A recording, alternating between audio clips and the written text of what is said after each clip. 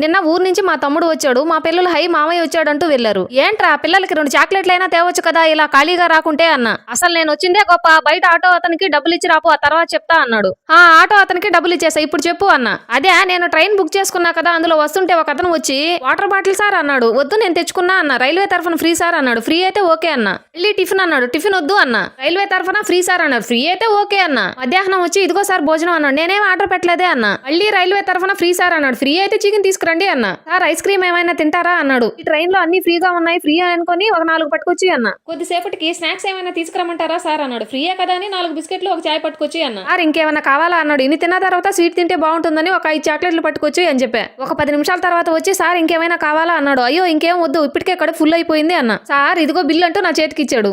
Bill ఏంటి, అన్ని free అన్నావు కదా సార్. మా దగ్గర టిఫిన్ భోజనమే free, chicken ice cream tea బిస్కెట్లు చాక్లెట్లు ఇవి కాదు సార్. సరే బిల్ అంతా 2000 సార్. ట్రైన్